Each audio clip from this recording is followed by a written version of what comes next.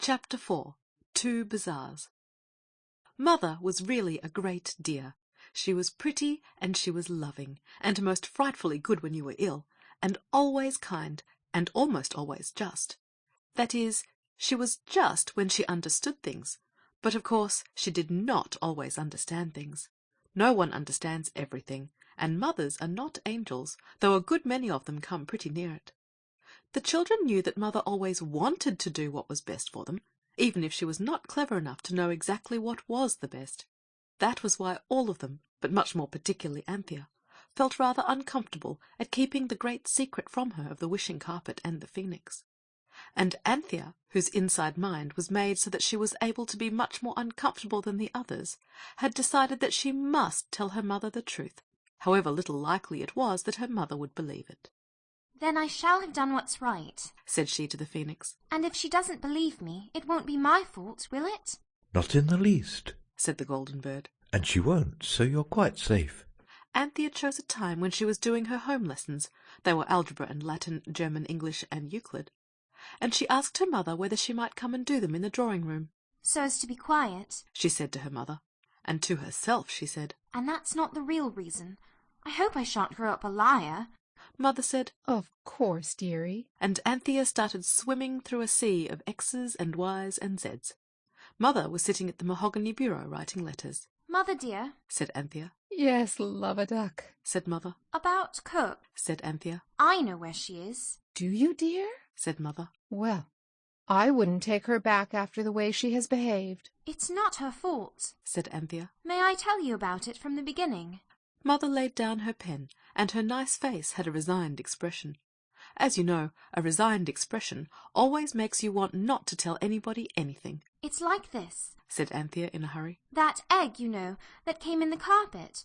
We put it in the fire and it hatched into the phoenix, and the carpet was a wishing carpet, and—" "A very nice game, darling," said Mother, taking up her pen. "Now, do be quiet. I've got a lot of letters to write. I'm going to Bournemouth tomorrow with the lamb, and there's that bazaar." Anthea went back to XYZ, and Mother's pen scratched busily. "But, Mother," said Anthea, when Mother put down the pen to lick an envelope. "the carpet takes us wherever we like, and—" "I wish it would take you where you could get a few nice Eastern things for my bazaar," said Mother. "I promised them, and I've no time to go to Liberty's now." "It shall," said Anthea. "But, Mother—" "Well, dear," said Mother, a little impatiently, for she had taken up her pen again. "the carpet took us to a place where you couldn't have whooping cough, and the lamb hasn't hooped since, and we took Cook because she was so tiresome, and then she would stay and be Queen of the Savages. They thought her cap was a crown, and—" "Darling one," said Mother. "you know I love to hear the things you make up, but I am most awfully busy." "But it's true," said Anthea desperately. "You shouldn't say that, my sweet," said Mother gently. And then Anthea knew it was hopeless. "Are you going away for long?" asked Anthea. "I've got a cold," said Mother. "and Daddy's anxious about it, and the lamb's cough." "He hasn't coughed since Saturday," the lamb's elder sister interrupted. "I wish I could think so," Mother replied. "And Daddy's got to go to Scotland. I do hope you'll be good children." We will," said Anthea fervently. "When's the bazaar?" "On Saturday," said Mother. "at the schools. Oh, don't talk any more. There's a treasure.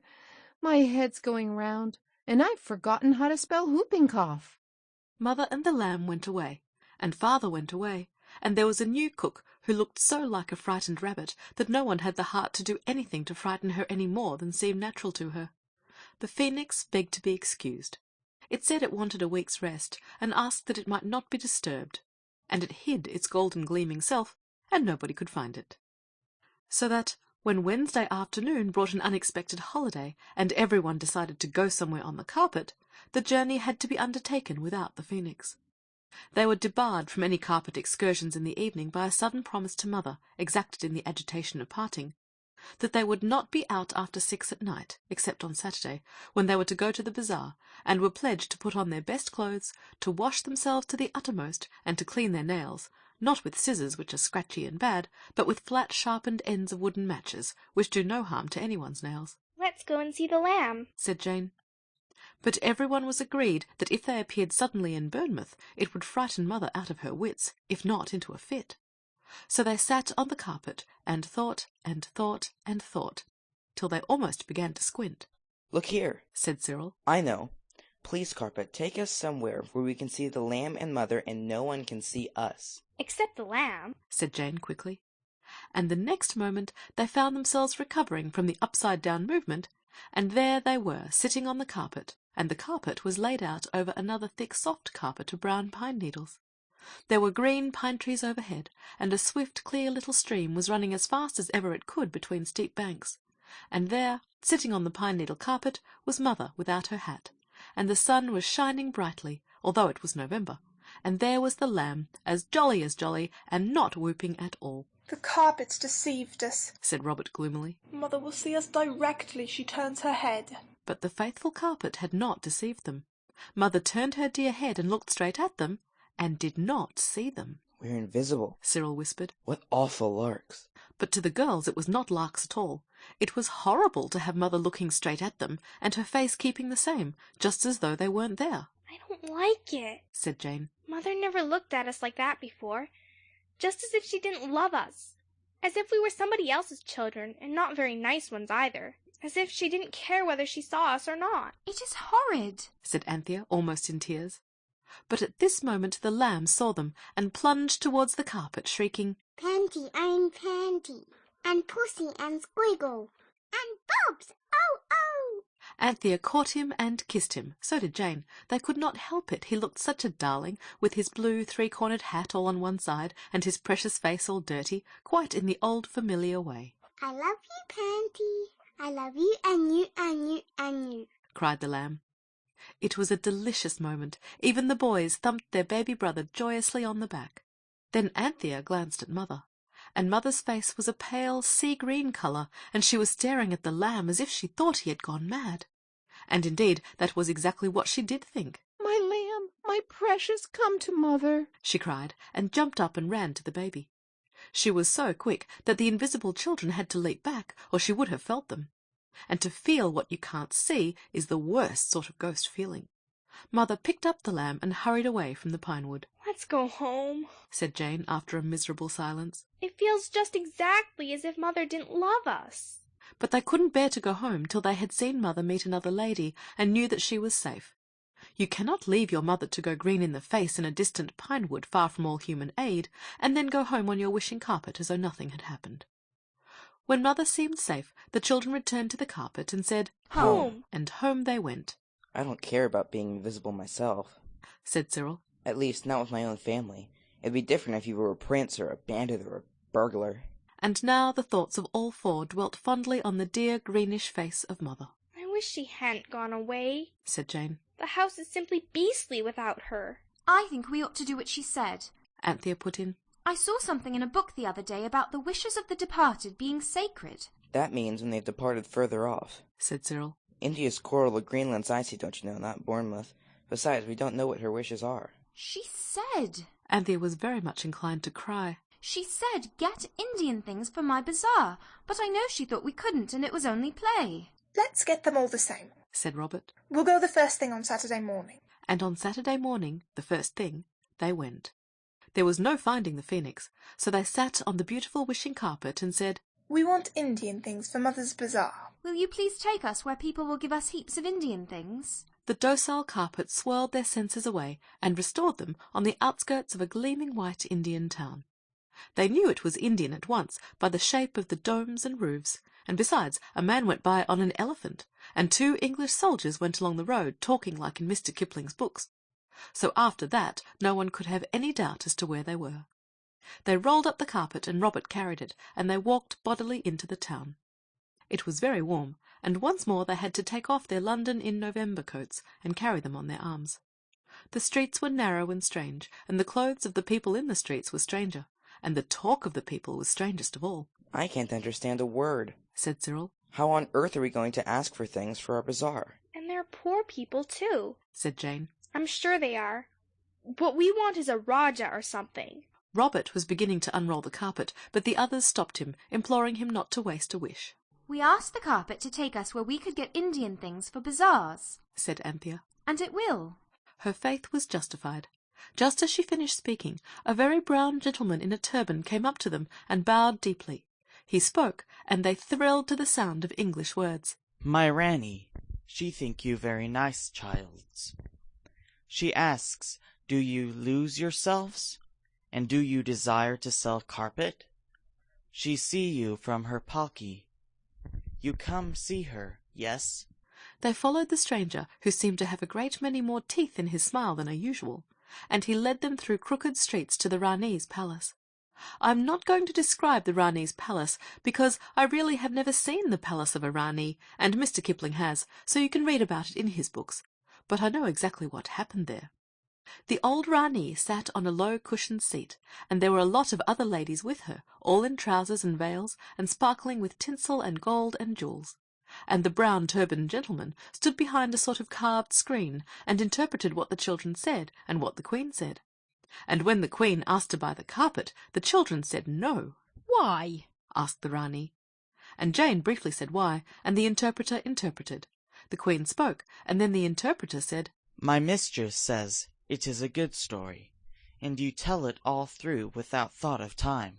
And they had to. It made a long story, especially as it had all to be told twice, once by Cyril and once by the interpreter. Cyril rather enjoyed himself. He warmed to his work, and told the tale of the phoenix and the carpet and the lone tower and the queen cook in language that grew insensibly more and more Arabian Nightsy. And the Rani and her ladies listened to the interpreter and rolled about on their fat cushions with laughter.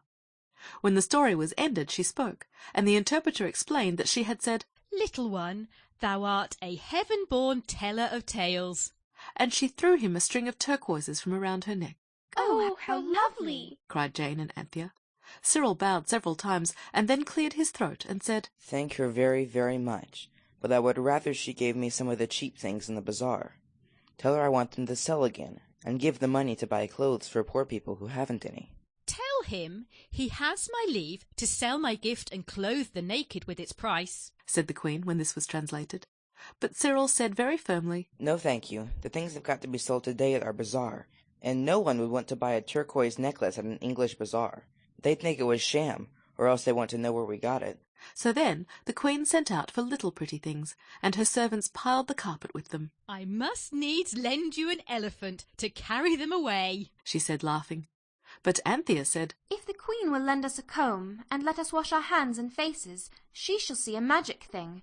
We and the carpet and all these brass trays and pots and carved things and stuffs and things will just vanish away like smoke. The Queen clapped her hands at this idea, and lent the children a sandalwood comb inlaid with ivory lotus flowers, and they washed their faces and hands in silver basins. Then Cyril made a very polite farewell speech, and quite suddenly he ended with the words, And I wish we were at the bazaar at our schools. And of course they were. And the Queen and her ladies were left with their mouths open, gazing at the bare space on the inlaid marble floor where the carpet and the children had been. This is magic, if ever magic was, said the Queen, delighted with the incident, which, indeed, has given the ladies of that court something to talk about on wet days ever since. Cyril's stories had taken some time, and so had the meal of strange sweet foods that they had had while the little pretty things were being brought, and the gas in the schoolroom was already lighted. Outside, the winter dusk was stealing down among the Camden Town houses. I'm glad we got washed in India, said Cyril. We should have been awfully late if we'd had to go home and scrub. Besides, Robert said, it's much warmer washing in India. I shouldn't mind it so much if we lived there. The thoughtful carpet had dumped the children down in a dusky space behind the point where the corners of two stalls met. The floor was littered with string and brown paper, and baskets and boxes were heaped along the wall. The children crept out under a stall covered with all sorts of table covers and mats and things, embroidered beautifully by idle ladies with no real work to do. They got out at the end, displacing a sideboard cloth adorned with a tasteful pattern of blue geraniums. The girls got out unobserved. So did Cyril. But Robert, as he cautiously emerged, was actually walked on by Mrs. Biddle, who kept the stall. Her large, solid foot stood firmly on the small, solid hand of Robert, and who can blame Robert if he did yell a little? A crowd instantly collected. Yells are very unusual at bazaars, and everyone was intensely interested. It was several seconds before the three free children could make Mrs. Biddle understand what she was walking on was not a schoolroom floor, or even, as she presently supposed, a dropped pincushion, but the living hand of a suffering child. When she became aware that she really had hurt him, she grew very angry indeed. When people have hurt other people by accident, the one who does the hurting is always much the angriest. I wonder why. I'm very sorry, I'm sure, said Mrs. Biddle, but she spoke more in anger than in sorrow. Come out! Whatever do you mean by creeping about under the stalls like earwigs? We were looking at the things in the corner. Such nasty, prying ways, said Mrs. Biddle, will never make you successful in life. There's nothing there but packing and dust. Oh, isn't there? said Jane. That's all you know. Little girl, don't be rude, said Mrs. Biddle, flushing violet. She doesn't mean to be, but there are some nice things there all the same, said Cyril, who suddenly felt how impossible it was to inform the listening crowd that all the treasures piled on the carpet were Mother's contributions to the bazaar. No one would believe it, and if they did, and wrote to thank Mother, she would think, well, goodness only knew what she would think. The other 3 children felt the same. I should like to see them, said a very nice lady, whose friends had disappointed her, and who hoped that these might be belated contributions for her very poorly furnished stall. She looked inquiringly at Robert, who said, With pleasure, don't mention it, and dived back under Mrs. Biddle's stall. I wonder you encourage such behaviour, said Mrs. Biddle. I always speak my mind, as you know, Miss Peasmarsh, and I must say I am surprised. She turned to the crowd. There is no entertainment here, she said sternly. A very naughty little boy has accidentally hurt himself, but only slightly. Will you please disperse? It will only encourage him in naughtiness if he finds himself the centre of attention. The crowd slowly dispersed. Anthea, speechless with fury, heard a nice curate say, Poor little beggar, and loved the curate at once and for ever. Then Robert wriggled out from under the stall with some Benares brass and some inlaid sandalwood boxes. Liberty! cried Miss Peasmarsh. Then Charles is not forgotten after all. Excuse me, said Mrs. Biddle with fierce politeness. These objects are deposited behind my stall. Some unknown donor who does good by stealth, and would blush if he could hear you claim the things. Of course they are for me. My stall touches yours at the corner, said poor Miss Peasmarsh timidly. And my cousin did promise.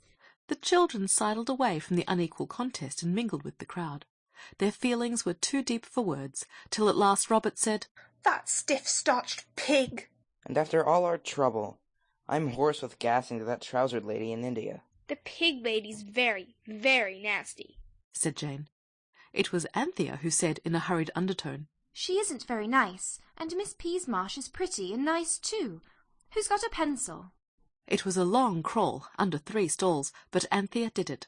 A large piece of pale blue paper lay among the rubbish in the corner. She folded it to a square, and wrote upon it, licking the pencil at every word to make it mark quite blackly.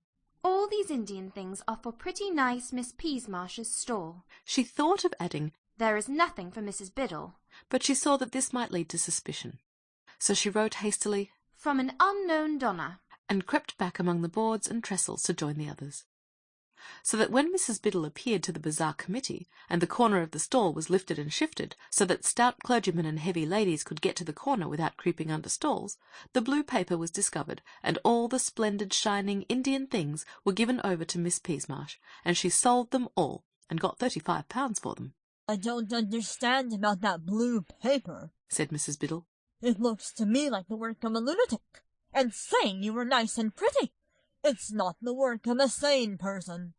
Anthea and Jane begged Miss Peasmarsh to let them help her to sell the things, because it was their brother who had announced the good news that the things had come.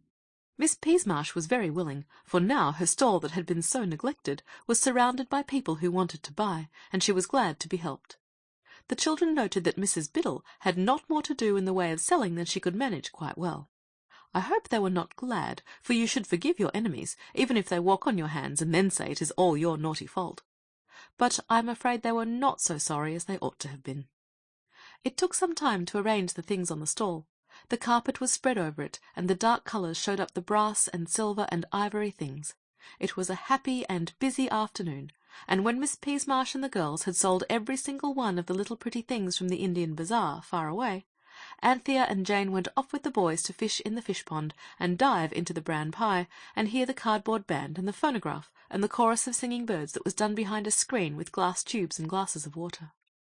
They had a beautiful tea, suddenly presented to them by the nice curate, and Miss Peasmarsh joined them before they had had more than 3 cakes each. It was a merry party, and the curate was extremely pleasant to everyone. Even to Miss Peasmarsh, as Jane said afterwards. We ought to get back to the stall, said Anthea, when no one could possibly eat any more, and the curate was talking in a low voice to Miss Peasmarsh about after Easter. There's nothing to go back for, said Miss Peasmarsh gaily. Thanks to you, dear children, we've sold everything. There's the carpet, said Cyril. Oh, said Miss Peasmarsh radiantly. Don't bother about the carpet. I've sold even that. Mrs. Biddle gave me 10 shillings for it. She said it would do for her servant's bedroom. Why? said Jane. Her servants don't have carpets. We had cook from her, and she told us so. No scandal about Queen Elizabeth, if you please, said the curate cheerfully, and Miss Peasmarsh laughed and looked at him as though she had never dreamed that anyone could be so amusing. But the others were struck dumb. How could they say the carpet is ours, for who brings carpets to bazaars? The children were now thoroughly wretched, but I am glad to say that their wretchedness did not make them forget their manners, as it does sometimes, even with grown-up people, who ought to know ever so much better. They said, "Thank you very much for the jolly tea," and "Thanks for being so jolly," and "Thanks awfully for giving us such a jolly time," for the curate had stood fish-ponds and bran pies and phonographs and the chorus of singing birds, and had stood them like a man. The girls hugged Miss Peasmarsh, and as they went away they heard the curate say, "Jolly little kids, yes, but what about... You will let it be directly after Easter. Ah, do say you will." And Jane ran back and said, before Anthea could drag her away, "What are you going to do after Easter?" Miss Peasmarsh smiled and looked very pretty indeed, and the curate said, "I hope I am going to take a trip to the Fortunate Islands." "I wish we could take you on the wishing carpet," said Jane. "Thank you," said the curate. "But I'm afraid I can't wait for that. I must go to the Fortunate Islands before they make me a bishop. I should have no time afterwards." "I've always thought I should like to marry a bishop," said Jane. "His aprons would come in so useful. Wouldn't you like to marry a bishop, Miss Peasmarsh?" It was then that they dragged her away. As it was Robert's hand that Mrs. Biddle had walked on, it was decided that he had better not recall the incident to her mind, and so make her angry again. Anthea and Jane had helped to sell things at the rival stall, so they were not likely to be popular. A hasty council of 4 decided that Mrs. Biddle would hate Cyril less than she would hate the others, so the others mingled with the crowd, and it was he who said to her, "Mrs. Biddle, we meant to have that carpet. Would you sell it to us? We would give you—" "Certainly not," said Mrs. Biddle. "Go away, little boy." There was that in her tone which showed to Cyril all too plainly the hopelessness of persuasion. He found the others and said, "It's no use. She's like a lioness robbed of its puppies. We must watch where it goes. And, Anthea, I don't care what you say, it's our own carpet. It wouldn't be burglary. It would be a sort of forlorn hope rescue party, heroic and daring and dashing, and not wrong at all." The children still wandered among the gay crowd, but there was no pleasure there for them any more. The chorus of singing birds sounded just like glass tubes being blown through water, and the phonograph simply made a horrid noise, so that you could hardly hear yourself speak. And the people were buying things they couldn't possibly want, and it all seemed very stupid. And Mrs. Biddle had bought the wishing carpet for 10 shillings. And the whole of life was sad and grey and dusty, and smelt of slight gas escapes, and hot people, and cake, and crumbs, and all the children were very tired indeed. They found a corner within sight of the carpet, and there they waited miserably till it was far beyond their proper bedtime. And when it was 10, the people who had bought things went away, but the people who had been selling stayed to count up their money. "And to jaw about it," said Robert. "I'll never go to another bazaar as long as I ever live. My hand is swollen as big as a pudding. I expect the nails in her horrible boots were poisoned." Just then, someone who seemed to have a right to interfere said, "Everything is over now. You'd better go home." So they went, and then they waited on the pavement under the gas lamp, where ragged children had been standing all the evening to listen to the band. And their feet slipped about in the greasy mud till Mrs. Biddle came out and was driven away in a cab with the many things she hadn't sold and the few things she had bought, among others the carpet. The other stall-holders left their things at school till Monday morning, but Mrs. Biddle was afraid someone would steal some of them, so she took them in a cab. The children, now too desperate to care for mud or appearances, hung on behind the cab till it reached Mrs. Biddle's house. When she and the carpet had gone in, and the door was shut, Anthea said, "Don't let's burgle. I mean do daring and dashing rescue acts, till we've given her a chance. Let's ring and ask to see her." The others hated to do this, but at last they agreed, on condition that Anthea would not make any silly fuss about the burglary afterwards, if it really had to come to that. So they knocked and rang, and a scared-looking parlour-maid opened the front door. While they were asking for Mrs. Biddle, they saw her. She was in the dining-room, and she had already pushed back the table and spread out the carpet to see how it looked on the floor. I knew she didn't want it for her servant's bedroom, Jane muttered. Anthea walked straight past the uncomfortable parlour-maid, and the others followed her. Mrs. Biddle had her back to them, and was smoothing down the carpet with the same boot that had trampled on the hand of Robert. So that they were all in the room, and Cyril, with great presence of mind, had shut the room door before she saw them. Who is it, Jane? She asked in a sour voice, and then, turning suddenly, she saw who it was. Once more her face grew violet, a deep, dark violet. You wicked, daring little things! She cried. How dare you come here? At this time of night, too! Be off, or I'll send for the police! Don't be angry, said Anthea soothingly. We only wanted to ask you to let us have the carpet. We have quite 12 shillings between us, and— How dare you! Cried Mrs. Biddle, and her voice shook with angriness. You do look horrid, said Jane suddenly. Mrs. Biddle actually stamped that booted foot of hers. You rude, bare-faced child, she said.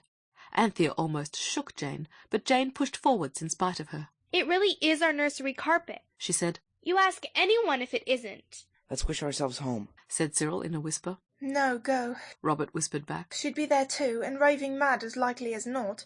Horrid thing, I hate her. I wish Mrs. Biddle was in an angelic good temper, cried Anthea suddenly. It's worth trying, she said to herself. Mrs. Biddle's face grew from purple to violet, and from violet to mauve, and from mauve to pink. Then she smiled, quite a jolly smile. Why, so I am, she said. What a funny idea. Why shouldn't I be in a good temper, my dears? Once more the carpet had done its work, and not on Mrs. Biddle alone. The children felt suddenly good and happy. You're a jolly good sort, said Cyril. I see that now. I'm sorry we vexed you at the bazaar today. Not another word, said the changed Mrs. Biddle. Of course you may have the carpet, my dears, if you've taken such a fancy to it. No, I won't have more than the 10 shillings I paid. It does seem hard to ask you for it after you bought it at the bazaar, said Anthea. But it really is our nursery carpet. It got to the bazaar by mistake with some other things. Did it really now? How vexing, said Mrs. Biddle kindly. Well, my dears, I can very well give the extra 10 shillings. So you take your carpet, and we'll say no more about it. Have a piece of cake before you go. I'm so sorry I stepped on your hand, my boy. Is it all right now? Yes, thank you, said Robert. I say, you are good. Not at all, said Mrs. Biddle heartily. I'm delighted to be able to give any little pleasure to you dear children. And she helped them to roll up the carpet, and the boys carried it away between them. You are a dear, said Anthea, and she and Mrs. Biddle kissed each other heartily. Well, said Cyril as they went along the street. Yes, said Robert. And the odd part is that you feel just as if it was real. Her being so jolly, I mean, and not only the carpet making her nice. Perhaps it is real, said Anthea. Only it was covered up with crossness and tiredness and things, and the carpet took them away. I hope it'll keep them away, said Jane. She isn't ugly at all when she laughs. The carpet has done many wonders in its day, but the case of Mrs. Biddle is, I think, the most wonderful. For from that day she was never anything like so disagreeable as she was before, and she sent a lovely silver teapot and a kind letter to Miss Peasmarsh when the pretty lady married the nice curate. Just after Easter it was, and they went to Italy for their honeymoon. End of chapter 4.